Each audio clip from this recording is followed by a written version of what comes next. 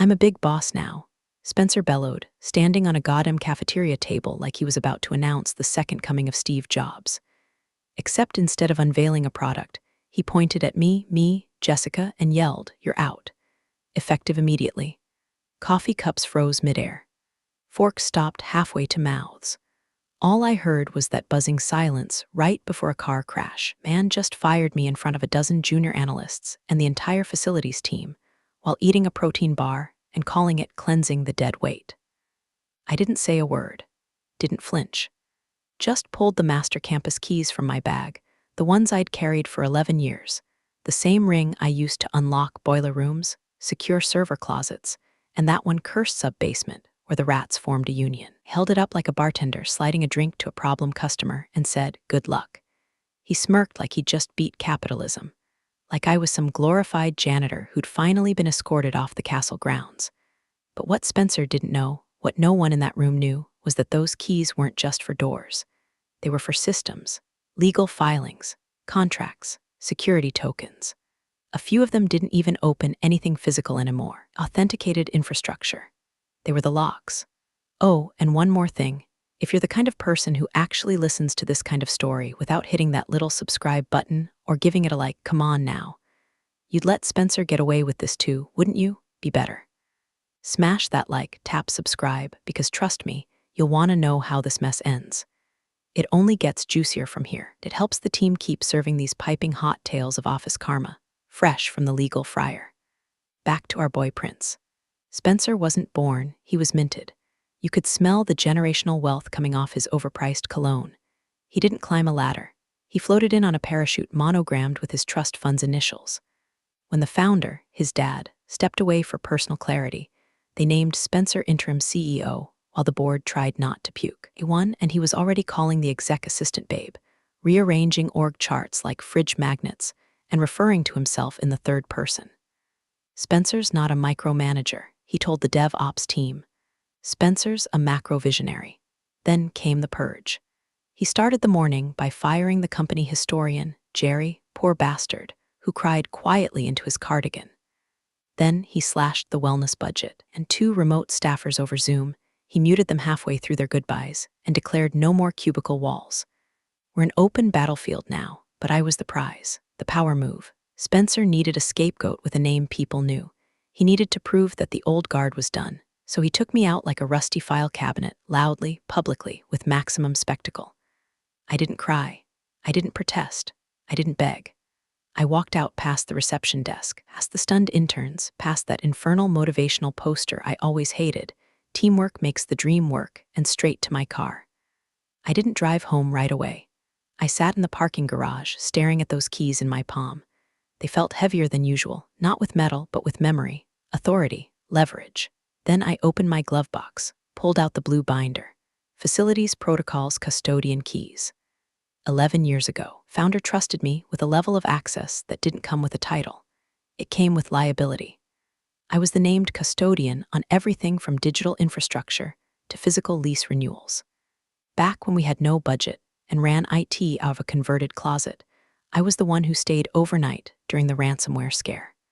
When the fire inspector said the basement server racks were illegal, I was the one who negotiated the fireproof waiver. I had authority, had credentials, I had signing power, and now they had a boy king who didn't know the difference between an access badge and a root certificate. Let him play CEO, let him throw tantrums and axe good people, because he just fired the one person holding the keys, literally and legally, to the castle's gates. And I didn't need to break anything. I just had to stop fixing it. My front door stuck like it always did, just a little to the left. From when the foundation settled weird back in 08, I never fixed it. Kind of like that it pushed back, the way the world should when something ain't right. I kicked it open with my boot, dropped my bag by the cat's food bowl, and sat at the kitchen table with the grace of a woman who'd just been sucker-punched by nepotism wrapped in Armani. I wasn't crying. I wasn't even angry, not yet. Just quiet. There's a kind of silence that settles in your bones when the thing you've built, day after day, year after year, gets handed to someone who thinks compliance is a brand of gum. Spencer didn't just fire me. He amputated the nervous system and didn't notice the twitching. I got up, went to the hall closet, and reached behind the extra blankets. pulled down the black and blue binder that hadn't seen daylight since the company's last earthquake drill. Label said, Facilities Protocols Custodian Keys. Inside, everything Spencer didn't think to ask about. Every security access override, every vendor lockbox code, every just-in-case procedure the founder and I put in place back when we were still building servers out of Craigslist parts and praying the fire suppression system wasn't hooked to a sprinkler. And on page 1, my name. Jessica Sharp named Records Custodian. See, when you're not flashy, you don't demand corner offices or fancy titles. Folks forget what they've signed. But not me. I remember every meeting, every after-hours call with legal, every IT fire I put out with duct tape and institutional memory. I was written into the marrow of that company like asbestos, quiet, buried, and legally sticky. Flashback. 5 years ago, the founder handed me a pen and said, "We need someone who understands both the wires and the rules. Got the spine. Sign here, that signature." It put me on every federal compliance record, every infrastructure lease, every multi-factor admin key tied to the backbone of the campus. I was the fallback, the failsafe, the one they'd call when a vendor threatened to pull out or a data center started hiccuping at 3 a.m. You don't fire the failsafe. You transition her. You offboard her properly. You thank her. Hell, you beg. But Spencer, he wanted a headline. A power move. Now I had two things he didn't, leverage and time. So I started making calls. Quiet ones. Friendly ones. First was Melinda at Sim Vault Hosting. She picked up on the second ring. "Jessica, oh God, what happened? We just got a re-auth email bounce. Are you okay, Peaky?" I said. "Hey, just so you know, I'm no longer authorized to approve maintenance-level overrides on the Tier 3 servers." She went dead silent. "But your name's still the primary. Not my circus anymore." Then I called Joe at NextGrid, our security vendor for the badge systems and surveillance. He chuckled when I said I was out. That explains the dashboard errors. Spencer's people didn't even know we needed facial token matching reissued. They tried rebooting the lock server, froze it. Tell them to reach out to someone else. I'm not it. Each call was surgical. No bitterness, no sabotage, just absence.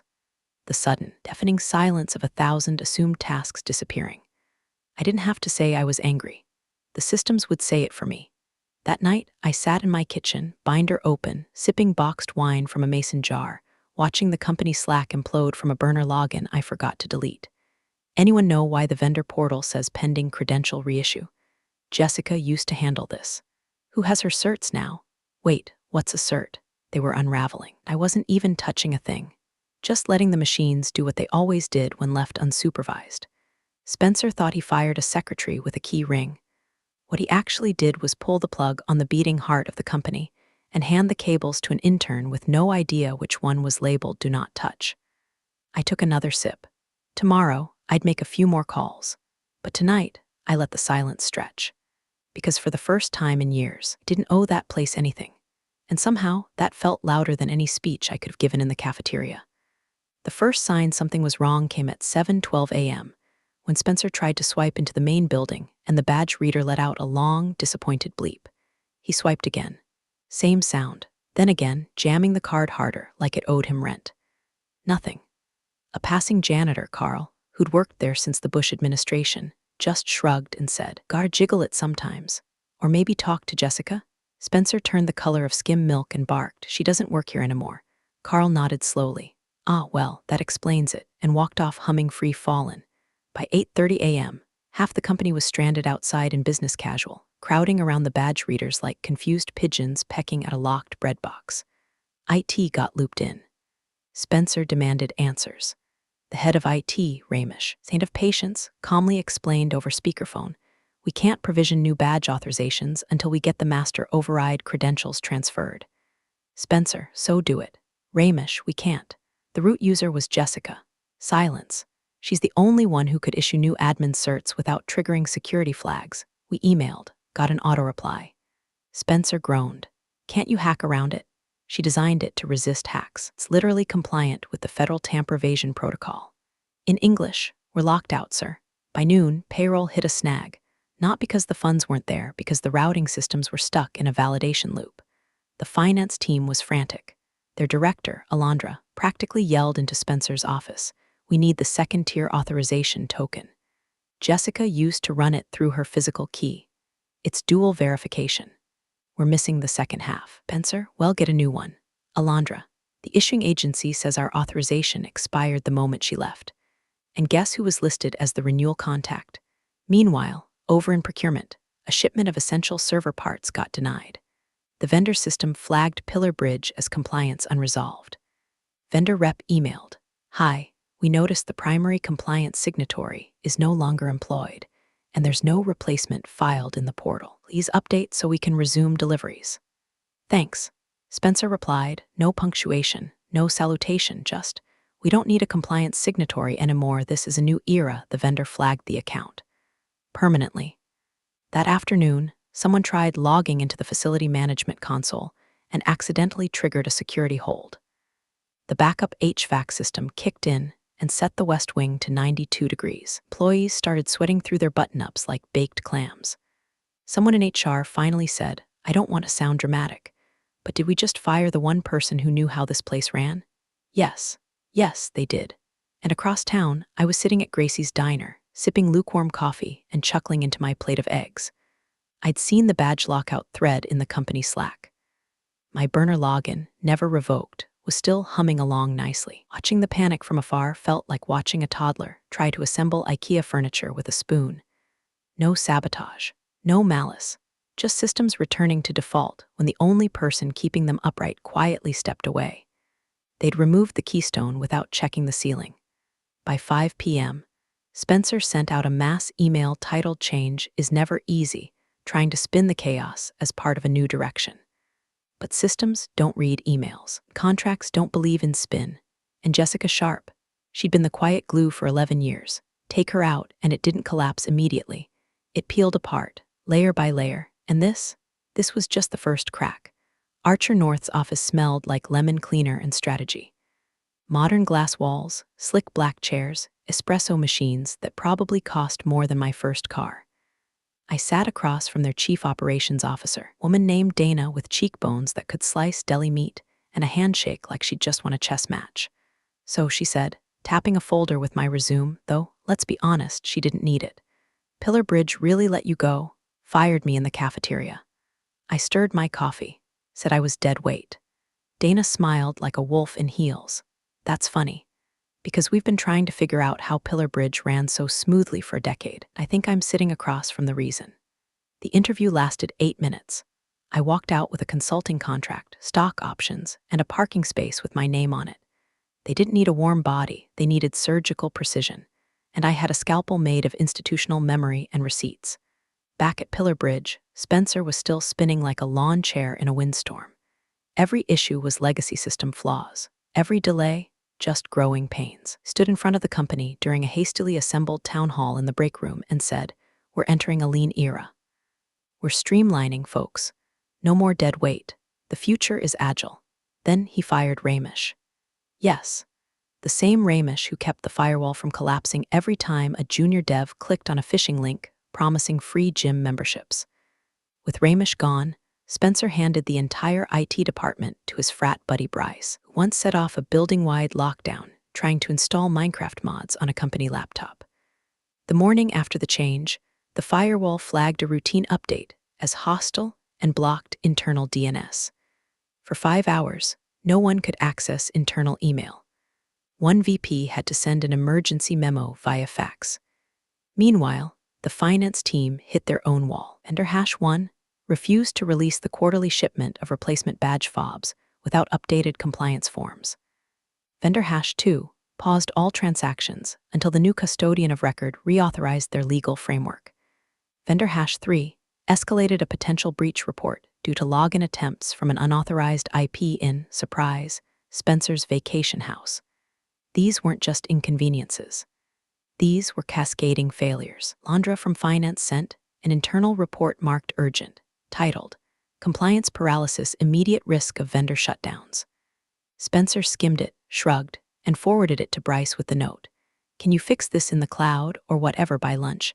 A junior analyst found Jessica's name still hard-coded into 3 critical spreadsheets tied to tax documentation.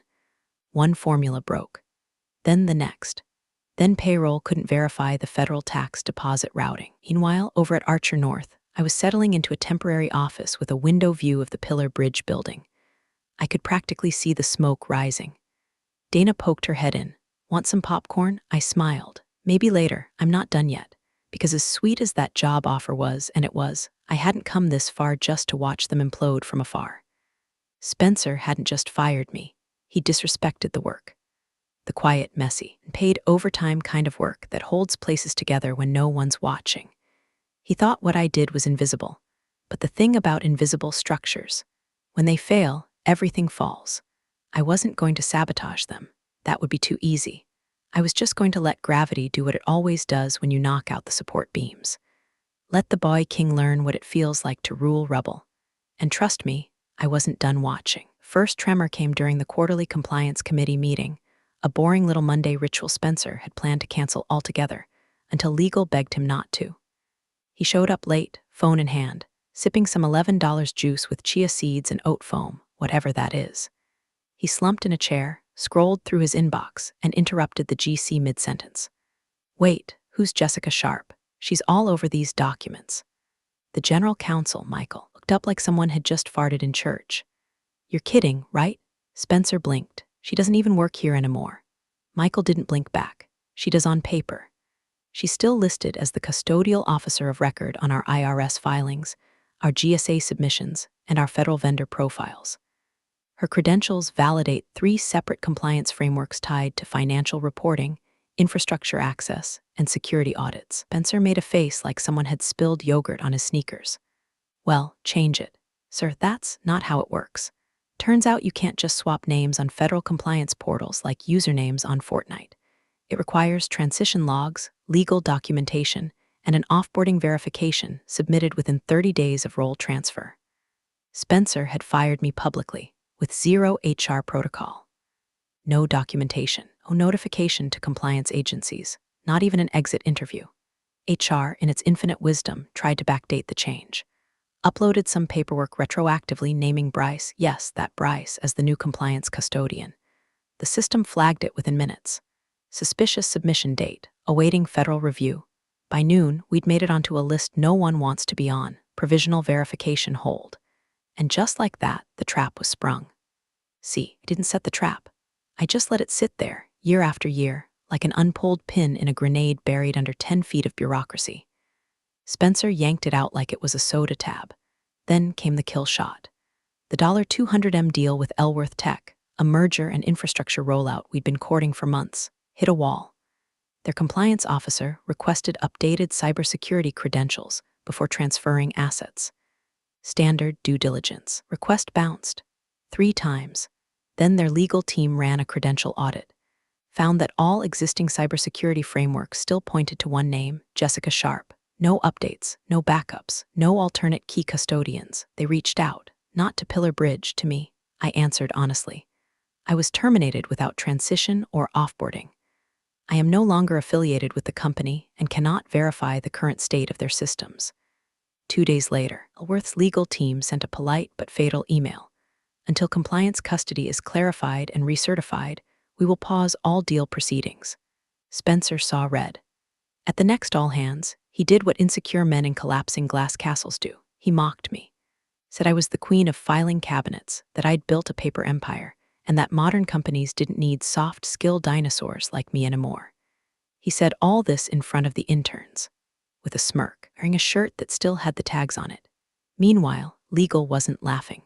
Michael called an emergency session with the board's compliance subcommittee. He laid it all out. By firing the custodial officer without legal offboarding, we invalidated key compliance structures. The IRS can audit us. Our vendor accounts are frozen, and now a $200M deal is slipping through our fingers. The room fell quiet. Spencer, trying to salvage something, said it's just a little delay, we'll sort it out. Michael replied that delay could cost us federal certification, and if Elworth walks, other clients will follow. The walls weren't just cracking now, they were moaning. I wasn't watching from afar anymore. I was consulting, officially, privately, and Elworth wasn't the only client starting to ask questions. I'd warned them, quietly, professionally. All they had to do was treat the exit like it mattered. Instead, they treated it like ego theater. And now, the curtain was starting to fall. The call came at 7:47 a.m., too early for salespeople, too polite for a scammer. I let it go to voicemail while I brewed coffee, then played the message with one hand on the fridge door. Hi, Miss Sharp. This is Benjamin Kroll from Elworth Tech's legal counsel, conducting a compliance alignment review and would appreciate 5 minutes of your time regarding your previous role at Pillar Bridge. 5 minutes. That's what they always ask for. 5 minutes that pull threads. I called back. We kept it professional. Yes, I'd been terminated without notice. No, I had not been offboarded properly. Yes, I was the last verified custodial officer of record. No, I no longer held access by choice. And yes, there had been multiple login attempts to credential servers after my departure, without proper reauthentication. I didn't speculate. I didn't accuse. I just read them the facts, the same way you read someone their own will after they try to fake their death for insurance. Benjamin thanked me. That was it. By noon, Pillar Bridge's sales director noticed Elworth Tech had gone quiet. Their emails stopped being breezy and became bureaucratic. Phrases like pending review, internal hold, and continuity gap started surfacing. At 3:18 p.m., Spencer sent an all-caps message to legal and sales. Why is Elworth stalling? Fix this. Legal replied with a single attachment, a forwarded email from Benjamin Kroll. Subject: Custodial status inquiries unresolved body.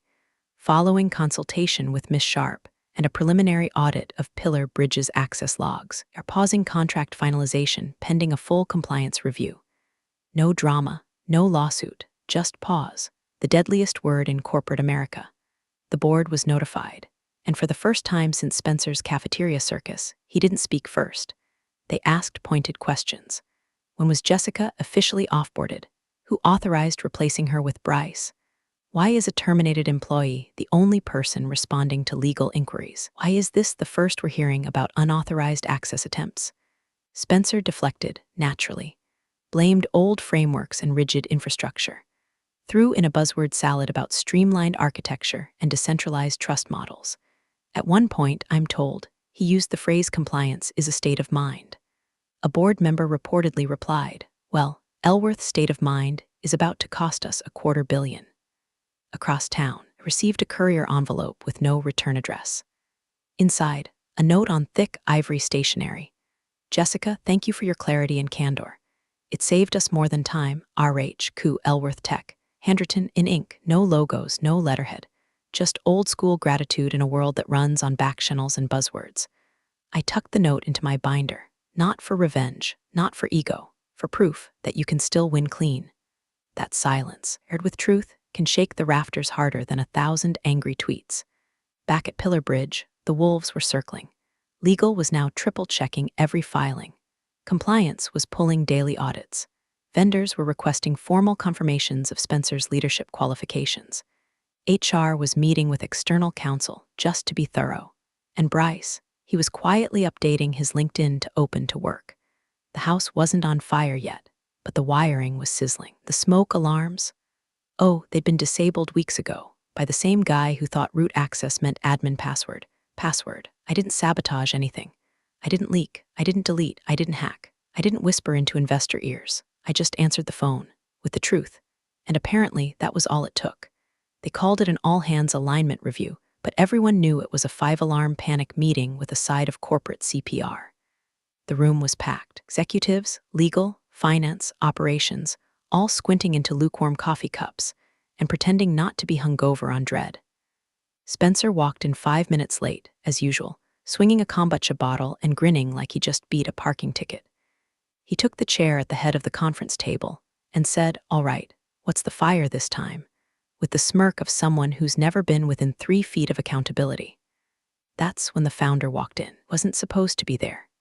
Technically, he was on a sabbatical in Sedona, rediscovering mindfulness or whatever excuse you use when your company's being gutted by your own bloodline. But one phone call from a board member about a paused $200 million contract, and suddenly he was flying coach with a laptop full of regrets. He didn't say a word, just sat, arms crossed, waiting. Legal went first. Michael looked like he hadn't slept in 3 days, was halfway into day 4. He began calmly. We've confirmed that Jessica Sharp was never offboarded from her role as registered custodian. Spencer rolled his eyes. We've been through this. She's gone. Michael didn't flinch. Gone in body, not in protocol. She was the named custodian across federal, vendor, and infrastructure filings. When she was terminated without formal offboarding, no transition occurred, which means, legally, her current operational footprint is unauthorized. Spencer leaned back in his chair. It's just paperwork. Update it. Problem solved. The CFO cleared her throat. It's not just paperwork. She stood and slid a thick folder down the table, every page tabbed and highlighted like a crime scene. Our insurance policy is predicated on validated custodial controls. Our vendor contracts include clauses requiring 30-day notice for personnel changes in compliance-sensitive roles. And now, because none of those steps were taken, we may be in breach of, she tapped the folder, 11 contracts, including Elworth Tech. They've already frozen all negotiations pending third-party verification. Spencer's jaw tensed. This is being blown way out of proportion. That's when the founder finally spoke. You telling me we fired the custodian, didn't replace her, and then continued operating as if everything was covered? Michael nodded. Yes, sir, and attempted to backdate filings which were flagged by the federal portal. The founder blinked slowly, like a man watching his retirement fund melt into the carpet. Spencer jumped in, defensive now. Okay, yes, mistakes were made, but it's not catastrophic. We still have relationships. Clients trust us. We'll bounce back. CFO snapped. Spencer, a $200 million contract is not a bounce. It's a quarter of our forecast, and if Elworth backs out, others will follow. Then we'll spin it, Spencer replied, voice rising. We'll call it a restructure. Tell investors it's part of the new strategy. We don't need Jessica. We've moved on. Michael folded his hands. It's not about Jessica the person. It's about Jessica the credential. She wasn't symbolic. She was infrastructure. Spencer went silent. For the first time, his mouth couldn't outrun the math. Legal shifted gears. And just to be clear, sir, if this becomes public before we can correct it, we may face not only reputational damage but possible regulatory penalties, especially if other clients come forward. The founder sat back, rubbed his face, and exhaled through his nose like a bull staring down a matador. Fix it, he said to no one in particular. Immediately. The deal died the next morning anyway. Elworth Tech sent a formal withdrawal. No blame, no drama, just a clean, surgical exit. Due to internal realignment, we are discontinuing partnership discussions with Pillar Bridge Inc., effective immediately. The founder read the email 3 times before looking at Spencer. You fired her. You didn't replace her. And now you've cost us everything. Spencer, pale now, started muttering excuses, blaming IT, HR, legacy infrastructure, even me. She didn't leave clear instructions. She made it hard to replace her. She probably planned this. That last one earned a sharp look from legal. She didn't do anything, Michael said. She just left.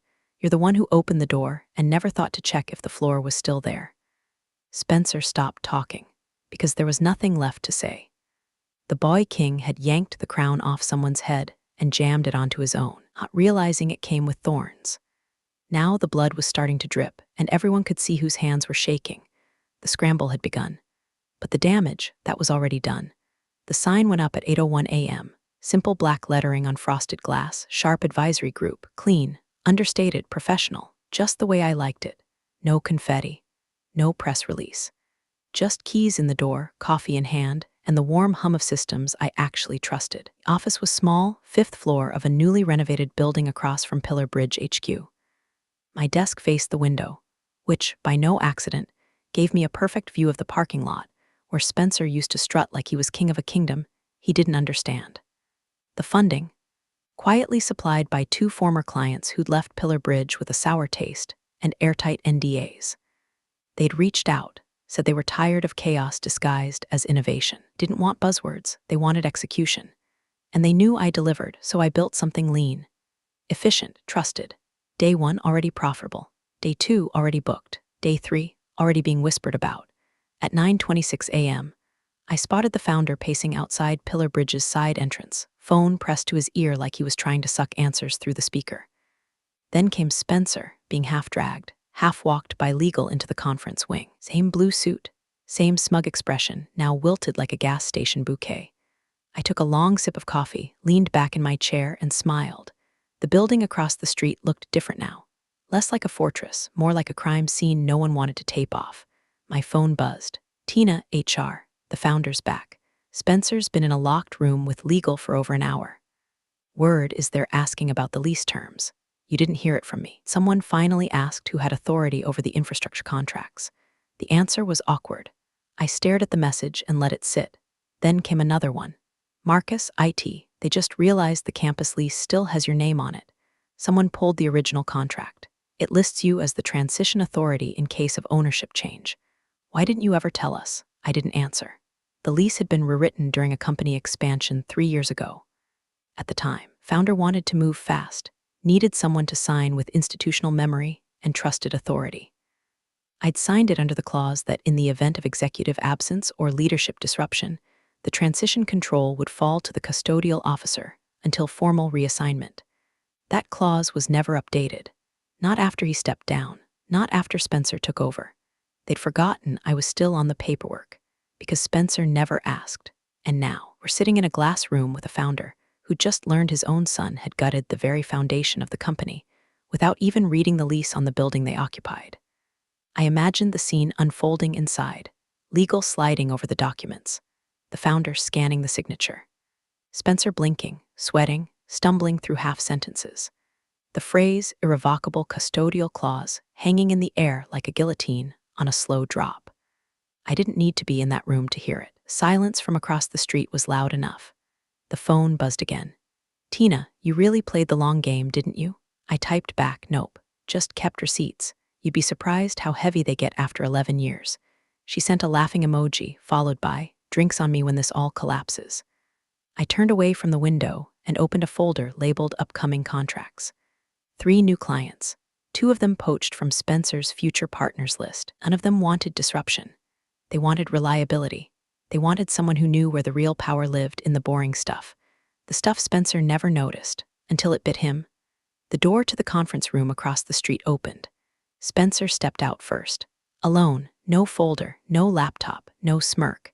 Just that dazed, lost look of a man who finally figured out he wasn't the protagonist. I didn't wave.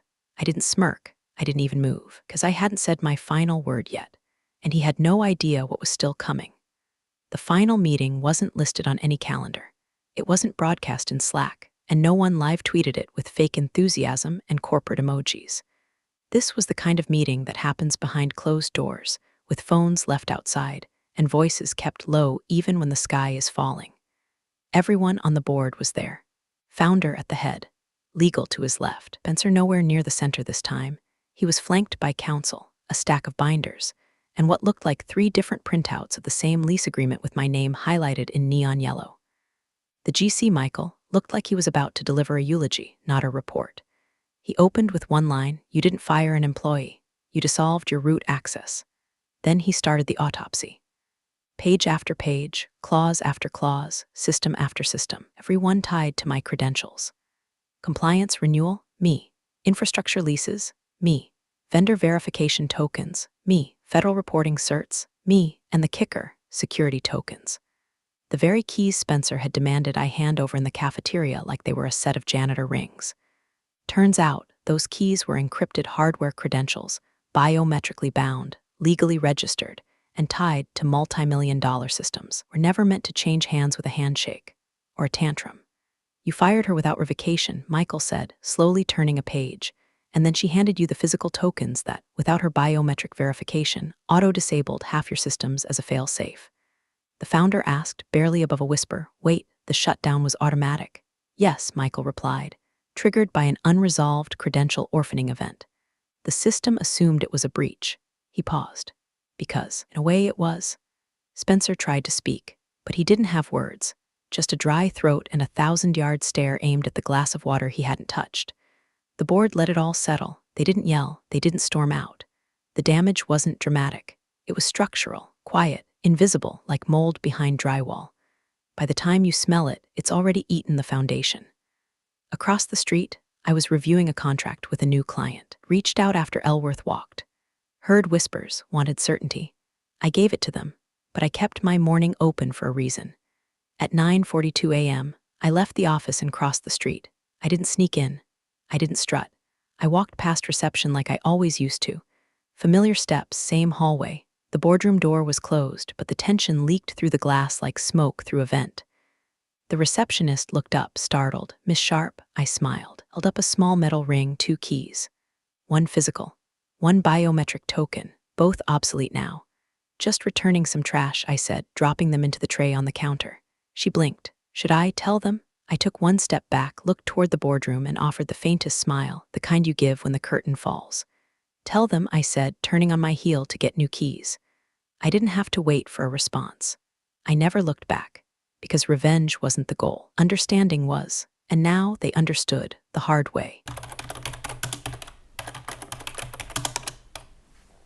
Appreciate you sticking around, you wise old rebels. Smash that subscribe button, or this fossil might just cause another epic fiasco.